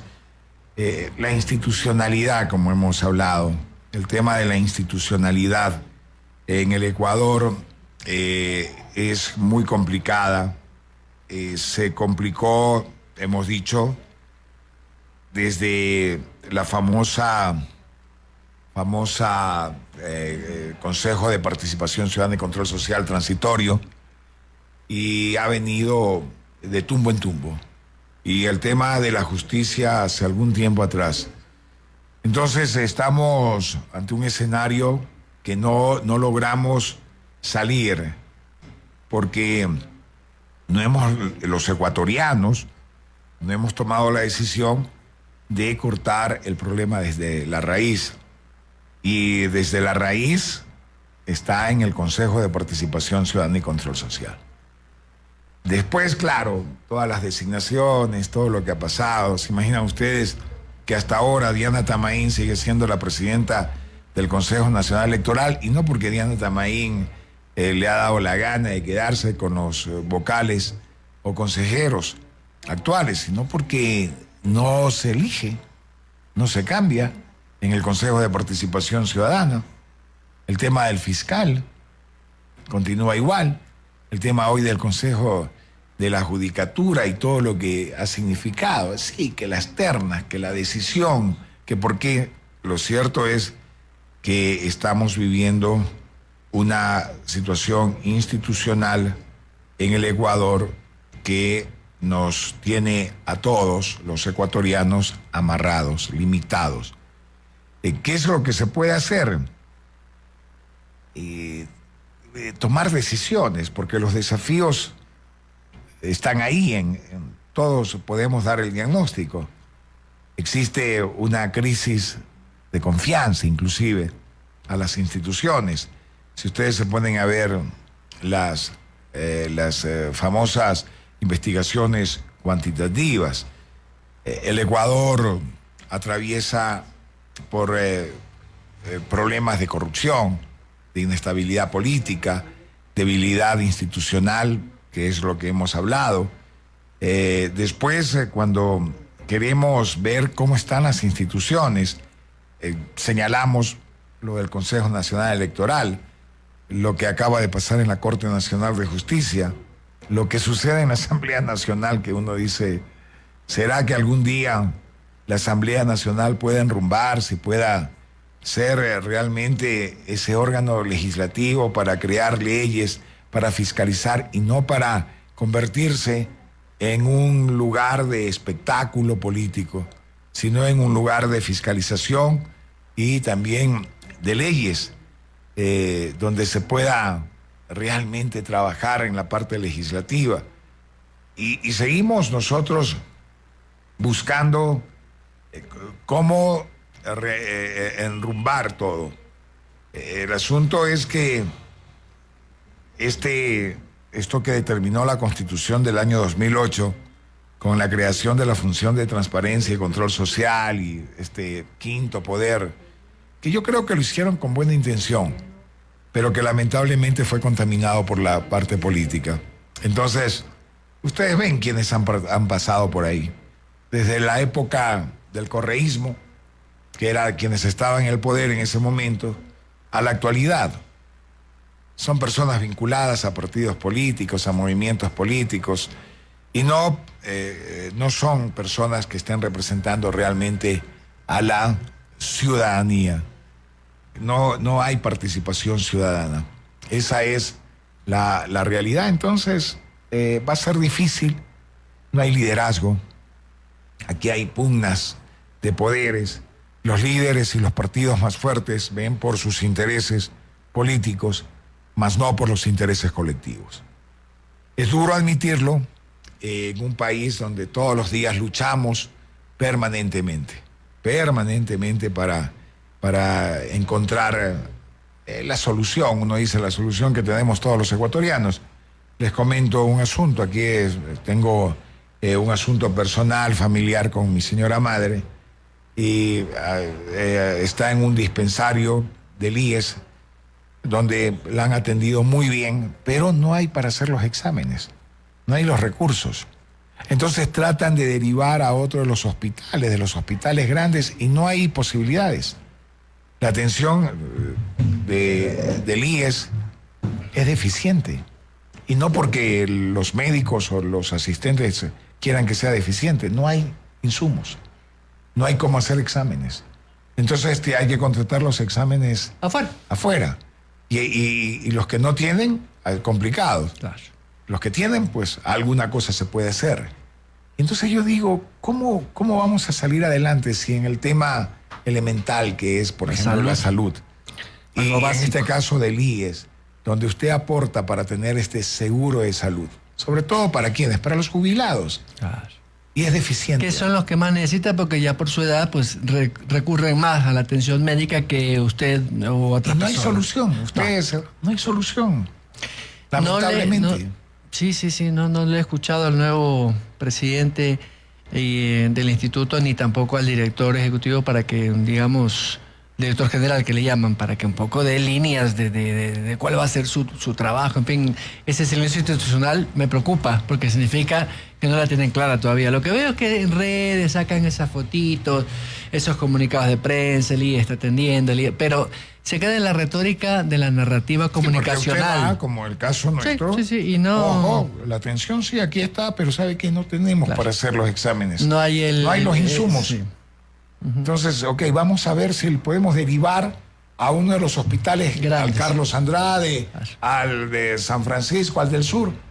¿Y sabe cuál? No hay forma. En serio. Terrible. O sea, usted se pone a ver... Dolorosa realidad. Y uno dice, ¿y entonces? Y eso que uno, por la profesión, por el oficio, por la amistad, por las relaciones, tiene, digamos... algún acceso. Pero el pobre común y corriente a la fila. Y en la fila hay como 500. Sí, es duro. Es duro. Entonces, y eso le estoy hablando de IES. Sí. Vaya a los hospitales públicos, vaya al Pablo Arturo Suárez, por ejemplo. Claro. Siempre nos dan los reportes. Ahí está el doctor Juan Barriga, que siempre lo vemos en declaraciones. No hay forma, no hay manera. Una operación, Byron. No, pues, necesita operarse. Esperar. Pero tiene que esperar... un trimestre, como turro. Una larga lista. Entonces, esto es... Mira, mi padre tenía que hacer una microcirugía, él estaba en Guayaquil. Y claro, en octubre le dijeron, le hacemos en diciembre. Llegó en noviembre y dijeron, ¿sabe qué vamos a ver para el próximo año? Y resulta que no, que sí, que no se puede, que esto, que el otro, que el próximo año. Entonces, claro, por amistades de una médico amiga de mi hermana, le dijeron, mira, que vaya y donde el médico X le va a dar un precio preferencial por la amistad, bla, bla, bla. Lo operó en una clínica de Milagro. De Milagro. Que tenía estos convenios con el IES. ¿Cómo fue la cirugía del día? Lo pudo hacer. Pero claro, lo que decía el doctor es, mire, como usted tengo 1000 pacientes. No los puedo atender a todos ustedes porque es el padre de la amiga de ta. Pero claro, o sea, tenía cirugías represadas desde octubre hasta marzo de este año. Cirugías. Te voy a contar a propósito, la molestia que tenía mi señora madre, por supuesto, se la venía ya hace algún rato. ¿Sabe para cuándo tenía la cita con el especialista? Para marzo. Claro. para el especialista. Entonces, claro, como los síntomas estaban complicados, se hace ver de un médico privado. Por supuesto. El médico privado le dice, mira, tienes que hacerte inmediatamente esto, acá. Está más complejo el cuadro. O sea, la gente se muere en este país. Y se muere, y claro, la cita era para después. Claro. Paraguay. Entonces, no alcanzó a la persona. Sí, realmente. Ojalá podamos tener a la señora vicepresidenta María José Pinto, como la tuvimos ya el año pasado, muy querida, como dicen en Colombia, una persona que creo que tiene la mejor intención, pero quizás la realidad la sobrepasa en la capacidad gerencial y de ejecución, ¿no? Y creo que es importante conocer de primera mano, pues, quién está a cargo del área de la salud, que en este caso es la señora vicepresidenta, para que un poco explique, ¿no? Exactamente qué es lo que van a hacer, cómo lo van a hacer y si ya lo están haciendo, qué resultados hay. Vi unas fotos, unas declaraciones cortitas que enviaron hace no sé si era una semana, no recuerdo, de la vicepresidenta recorriendo algunas instalaciones hospitalarias, ¿no? Del MSP, para un poco, pues, verificar si efectivamente la atención a los usuarios, a los pacientes, era realmente la que deseamos y esperamos los ciudadanos. Pero además de eso, no he visto ninguna información oficial del avance o no del Servicio Público de Salud, que lamentablemente es una deuda de este gobierno y de los dos últimos anteriores. Acá me dice un oyente, mi abuelita tiene que hacer un examen de pulmones, cita para abril, pero la cita fue tomada en diciembre. Entonces, vea, un tema parecido, acá tema de pulmones, y claro, si no se va a hacer la cita privada para después ir al IES, claro, es un asunto complicado. Esto es particular, estamos dando un ejemplo, porque como yo siempre digo... Pero ese ejemplo es una realidad, claro, es la realidad la que vivimos nosotros todos los días. Y cuando hablamos de la inseguridad, cuando hablamos... Porque cuando yo les digo, esto se está acercando cada vez más, cada vez más. Aquí ya no es un asunto que usted... Lo veíamos lejano, en barrios, otras ciudades. Y en barrios que al sur, que al norte, o acá arriba... No, ya, o en la noche, que la Focha, que la Mariscal, que lo que ustedes quieran. No, ya es un tema que está complicando a todos. Y no hay forma, porque sí, nosotros tratamos de poner en la palestra los temas, pero quienes deben solucionar, quienes deben tomar decisiones son quienes están en el poder. 8:27, vamos a la pausa, ya retornamos. Escríbenos al WhatsApp 09 95 77 54 42. Interactúa con nosotros.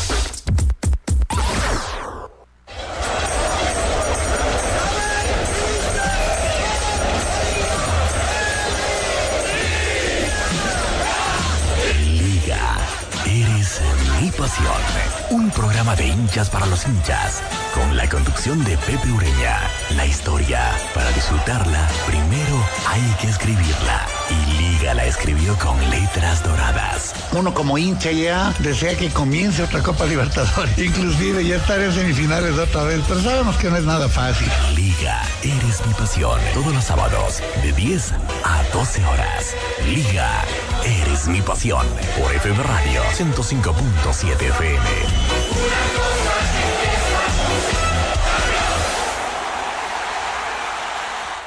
Inicio de espacio publicitario. Quito crece y Mazda crece contigo. Ahora, al sur de la ciudad, abrimos las puertas de nuestro nuevo punto de atención en la Avenida Mariscal, un espacio creado para que vivas la experiencia de nuestro legado japonés, donde cada detalle combina diseño, innovación y pasión por conducir. Aquí encontrarás asesoría personalizada, exhibición de modelos y un servicio de mecánica especializado para cuidar tu Mazda como se merece. Te esperamos en Mazda Mariscal, sur de Quito. Mazda, tu legado conquista el mundo.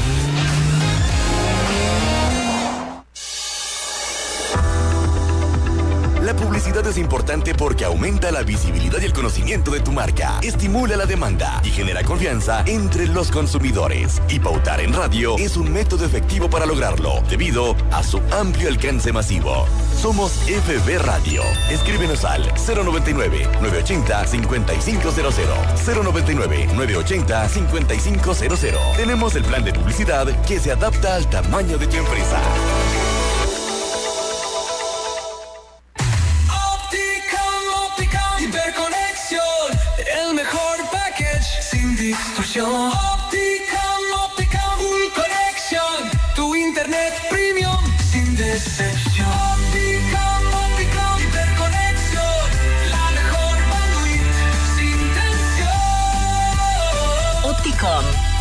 que hace realidad tus sueños digitales. Opticom. Conexión sin fronteras. No esperes más.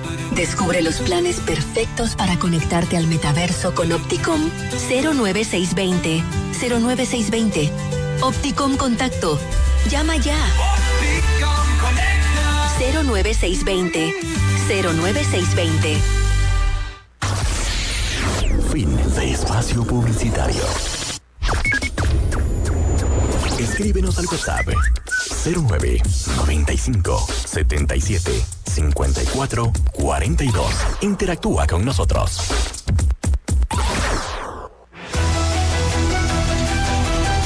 La información nos permite formar opinión. De 6 a 9 horas, FB Noticias. Invitados, análisis, política, economía y lo más destacado de la información. Pero elemental es que por primera ocasión, por primera vez en la historia del país, estamos regulando los concursos para jueces. Tenemos todo un sistema hecho para que no funcione la ley, para que no funcione. Entonces, esto de protegemos derechos, yo también lo pongo en duda. Solo un proceso constituyente participativo puede reconstruir esa confianza y dar la voz a los ciudadanos. FB Noticias con Fernando Bale, Byron Galarza y Oscar Fernando Ortiz. En FB Radio 105.7 FM nos debemos a nuestra audiencia y estamos en la permanente búsqueda de la verdad común.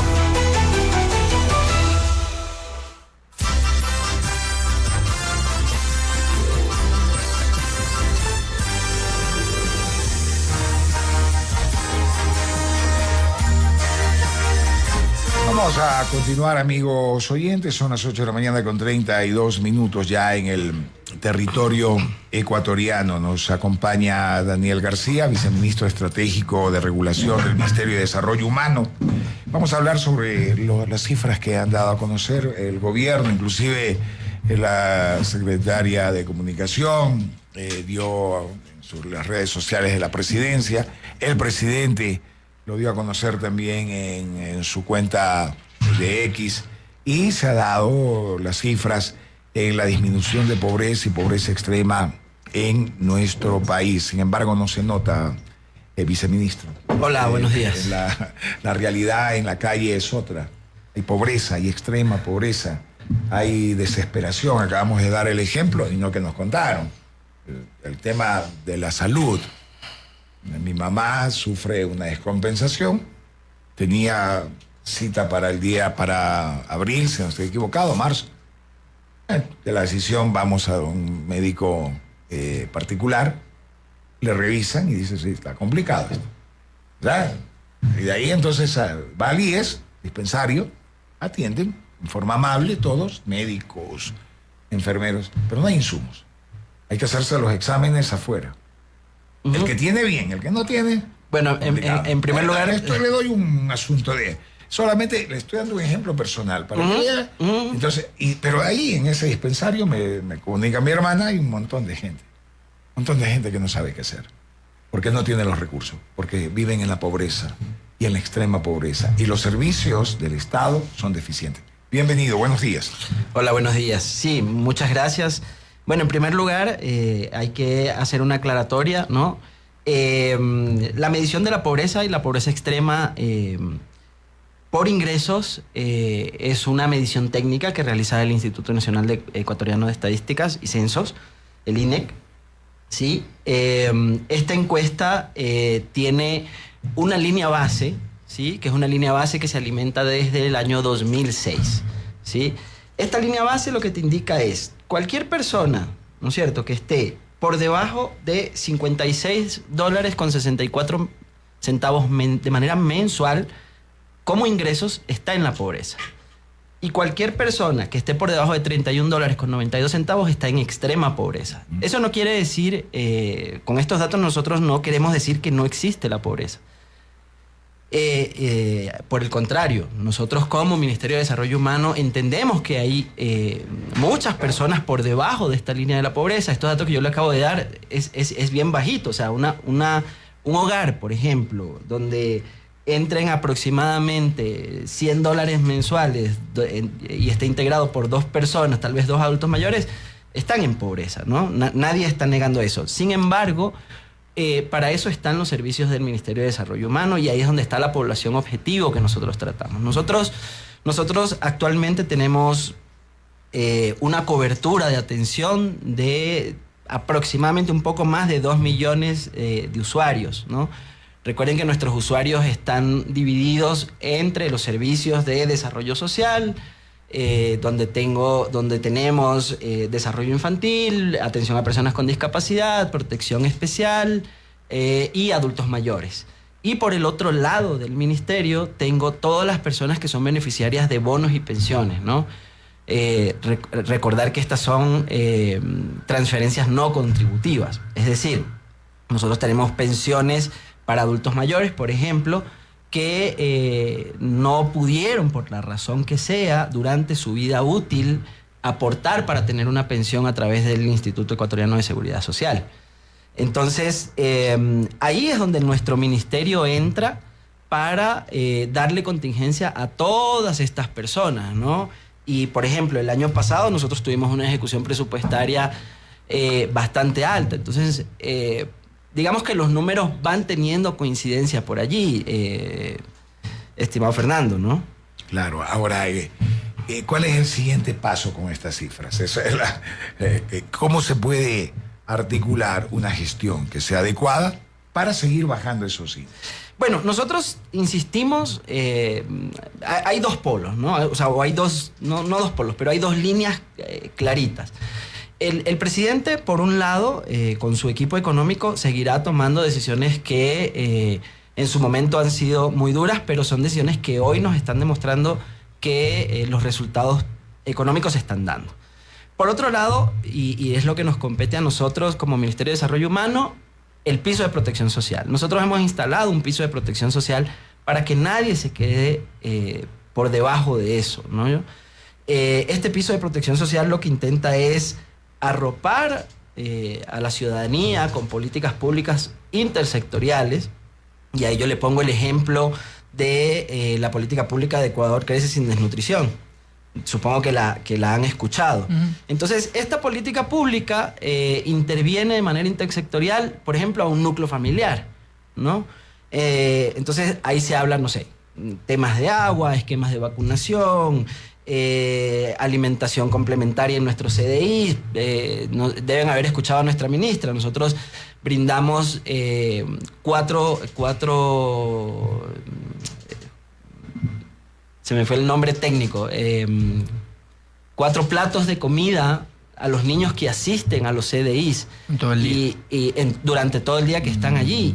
Y es una realidad muy dura, pero muchos de estos niños es la única comida que tienen. Entonces, nosotros tenemos estas políticas públicas intersectoriales que de alguna manera cubren a la persona para que ella pueda desarrollarse adecuadamente, porque lo que nosotros buscamos es que el ser humano se desarrolle hasta la autonomía, ¿no? Nosotros no pretendemos que el ser humano se mantenga en un estado de subdesarrollo para que sea nuestro usuario todo el tiempo, ¿no? Al contrario, nuestra idea es brindar una plataforma para que él pueda en algún momento ser autónomo financieramente. Y por eso también te pongo otro ejemplo. Nosotros tenemos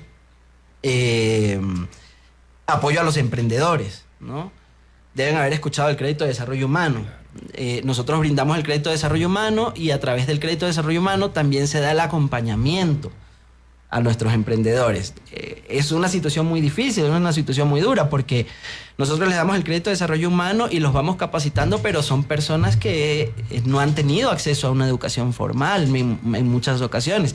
Y, por ejemplo, para ustedes, tal vez tener este negocio de la radio es difícil. Imagínense para una persona que ha vivido en la pobreza extrema, y que de repente se ve con un pequeño capital y que quiere salir adelante con ese pequeño capital, ¿no? Entonces, cuando nosotros llegamos al ministerio nos encontramos muchos emprendimientos de subsistencia. ¿A qué nos referimos con emprendimientos de subsistencia? Claro, tú tienes un pequeño capital, lo inviertes, supongamos, te compras una máquina de esas que sí, digamos las empanadas. Haces las empanadas, pero si un día te enfermas o 2 días te enfermas, quebró el pequeño emprendimiento. Entonces, si hay alguna situación, manifestación, exactamente. Cualquier cosa que le pase, esa persona automáticamente regresa a la pobreza o a la pobreza extrema. Entonces, de hecho, este año estamos trabajando en la graduación de los emprendedores. Tenemos un grupo de emprendedores que hemos venido acompañando durante este tiempo y ellos van a dejar de percibir el bono de desarrollo humano porque ya han alcanzado el nivel como para tener una autonomía financiera que les permita seguir adelante. Eso no quiere decir que los abandonamos. Los graduamos, les hacemos acompañamiento y en caso de que alguien regrese, pues vuelve a obtener el bono. Pero es un poco la situación, ¿no? Claro, estamos dialogando aquí en FB Radio, señoras y señores, con el viceministro en este caso de Desarrollo Humano, que nos da cuenta precisamente de estas cifras que, por supuesto, han sido ponderados por el gobierno, pero nos dice que hay que seguir trabajando. Daniel García, Byron Galarza va a continuar el diálogo con el viceministro estratégico de regulación del Ministerio de Desarrollo Humano. Viceministro, y los indicadores de la pobreza son varios y depende de la lectura que uno haga, puede decir hay menos o hay más.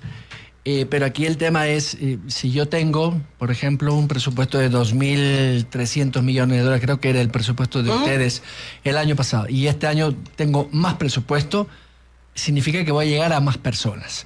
Pero para llegar a más personas tengo que identificar cuáles son, dónde están y qué requieren. Entiendo que ahí tienen ustedes ese estudio que hace la Secretaría de Crecimiento Infantil, más el INEC, y eso hace que les dé una especie de mapa, ¿no? Digamos, sí, bueno, donde está sectoriada la pobreza extrema, donde hay que llegar, que básicamente está en provincias, por ejemplo, Santa Elena, Cañar, Bolívar, Chimborazo, en la zona rural. Correcto. Mira, ahí permíteme hablar dos segundos del tema presupuestario que me gusta mucho y que es un poco lo mío, ¿no?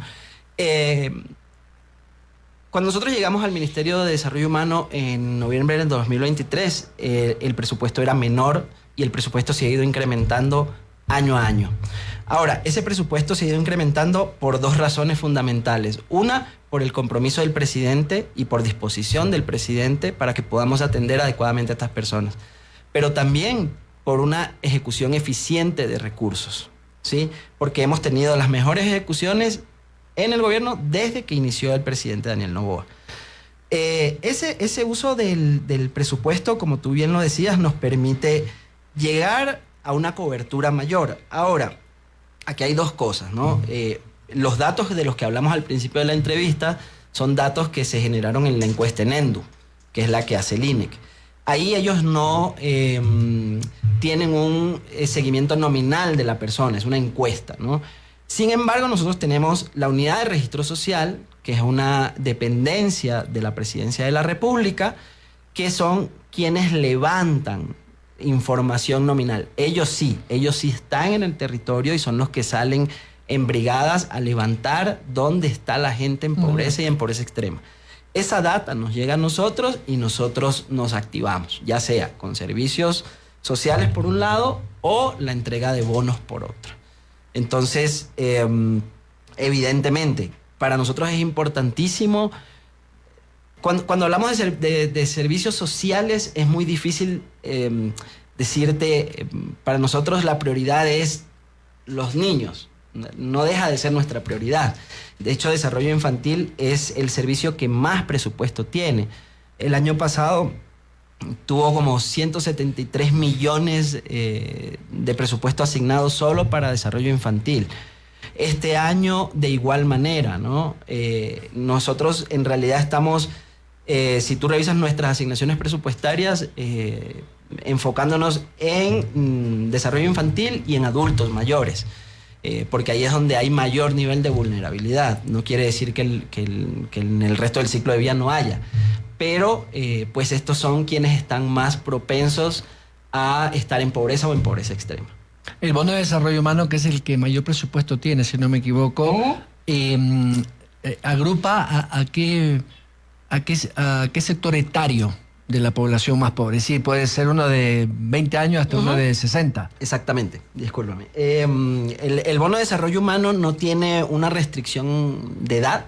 Okay. El bono de desarrollo humano lo que tiene es estar por debajo de la línea de la pobreza. ¿Y qué identificador o parámetro técnico tiene? Digo, qué pena usar eso para identificar a una persona, pero es que así es la técnica de ustedes. Para decir, esta persona necesita un bono de desarrollo humano o otro tipo de asistencia.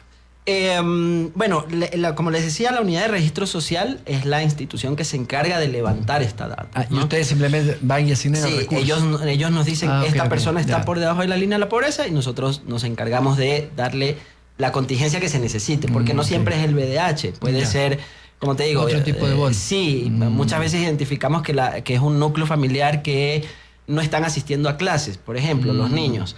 Entonces hacemos la articulación con el Ministerio de Educación para que esos niños o entren a un centro de desarrollo infantil o les buscamos un cupo en el Ministerio de Educación para que entren a un colegio fiscal. Entonces, no siempre es necesariamente la asignación de un bono. Sin embargo, claro, nosotros tenemos alrededor de 9 bonos, si la memoria no me falla. Sí. Cada bono está dirigido a un grupo, no necesariamente etario, está dirigido a un grupo poblacional específico. Y ahí te pongo de ejemplo, mira, yo creo que un bono que ha funcionado muy bien es el bono de los 1000 días. No sé si han escuchado el bono de los 1000 días. El bono de los 1000 días lo que busca es incentivar que la desnutrición crónica infantil disminuya. Ese está dedicado a madres. Ese está dedicado a madres y a niños menores de 2 años. Entonces es un bono, ¿por qué te digo que ha funcionado bien? Porque es un bono que está condicionado y es un bono que es temporal. Okay. Sí, porque ¿qué pasa si a los 1000 días usted hace una evaluación y la persona todavía lo necesita o el niño lo requiere? Ahí él entra o la madre entran a otro tipo de bono. Porque el bono de los 1000 días, ¿por qué les digo que está condicionado? El bono de los 1000 días está condicionado ¿a qué? A que la madre, por ejemplo, si está en periodo de gestación, asista a sus controles médicos.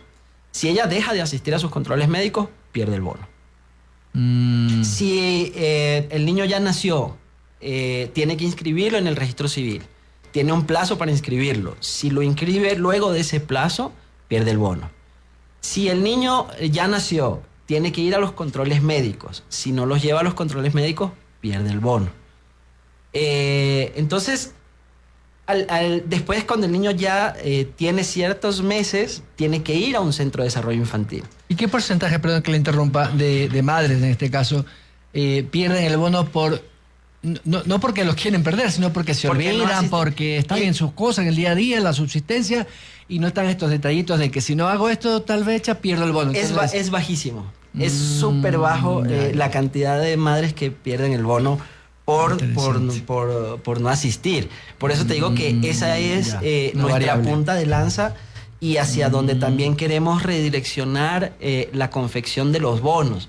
Porque la idea es no tener bonos, sino muy específicos en grupos. Exactamente. Y que tengan un sentido. Por supuesto. Que tengan un sentido. Que ayuda a la gente a salir de la pobreza. O por lo menos a subir un nivel más. Mira, ser menos pobres. Nosotros tenemos casos que son deplorables porque creemos que hemos condenado a la pobreza a muchas personas. ¿Y a qué me refiero? Nosotros tenemos una abuela que está cobrando el VDH, una madre que está cobrando el VDH y una hija que está cobrando y una nieta que está cobrando el VDH. Toda la familia. Entonces, claro, los condenamos a la pobreza de alguna manera. Estos bonos se vienen entregando desde el año 97, 80. Con Maguad. Sí. Con Yamil Maguad empezaron. Entonces, es momento de sentarnos también a hablar de esto, ¿no? Hablar de la evaluación, porque no son presupuestos pueden ser permanentes y además no son presupuestos, no son cantidades de dinero despreciables las que creo invertimos. Que es el cuarto presupuesto del general del Estado, de los ministerios, el que más tiene después de seguridad, salud y educación está el de ustedes. Sí. Y cuando tú desmenuzas más el presupuesto y te pones a ver solo bonos, al final del día, para nosotros debería ser esto una inversión social, ¿no? Por supuesto. Entonces también queremos réditos de esa inversión social. Es decir... claro, el éxito de la gente que salga de la pobreza suba a un nivel, ya para ustedes es un indicador que hemos resultado... Exactamente. Resultado positivo. Por eso te decía, nuestro bono, no le quiero decir estrella, porque no es así, pero... el que mejor resultados da. El que mejor resultados da es el bono de los 1000 días. Entonces, un poco estamos repensando cómo manejar el tema de los bonos de una manera... Y el bono de desarrollo humano variable, que también tiene una meta que más o menos son 310.000 usuarios de lo que o beneficiarios, más que usuarios. La variabilidad, en base a que está... A los hijos que pueda tener la persona que está recibiendo el bono. O sea, por ejemplo, yo soy beneficiario del BDH y tengo un hijo. Entonces, claro, mi situación se va a complicar, mi situación económica, ¿no? No me van a saltar ahí que el hijo es una maravilla, claro que sí. Pero si ya yo estoy en pobreza y pues viene un nuevo integrante a la familia, necesito un poco de ayuda extra, entonces hay el bono puede ir creciendo hasta $150, si no me equivoco, hasta el tercer hijo. Entonces, es un poco la variabilidad del BDH. Entonces, claro, una persona que cobraba el bono de 55 puede terminar cobrando 150, ¿sí? Por la carga de los hijos. ¿Y la facilidad para cobrar sigue siendo el débito bancario y las cuentas de las personas? O sea, ¿hay una bancarización de todos los beneficiados? Mire, ahí yo recuerdo cuando iniciamos el periodo de gestión con el presidente Daniel Noboa, llegamos al Ministerio de Desarrollo Humano y todos los pagos, el 87% de los pagos, si la memoria no me falla, se hacían a través de ventanillas de los bancos. ¿Qué significa eso? Ustedes veían las filas en los bancos, o sea, cada cierto momento del mes, porque claro, los bancos también se veían saturados y también veían comprometida su liquidez monetaria. Sí. Entonces, el presidente nos dijo, quiero que en 3 meses la mayoría esté cobrando en una cuenta. Y claro, y recuerdo que el equipo técnico del ministerio saltó y brincó y dijo que eso es imposible, que eso se había intentado hacer hace muchos años y que no había manera, que había que invertir en una campaña de publicidad y que los bancos y que no sé qué. Al final fue sentarse a trabajar.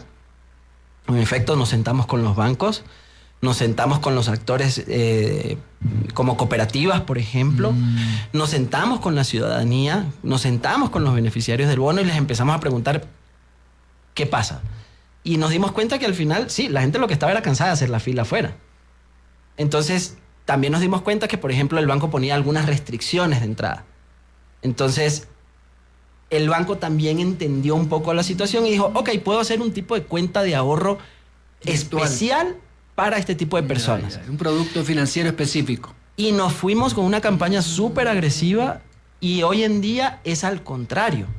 Entonces, si lo quieren ver de esta manera, le quitamos el negocio a las concentradoras de pago.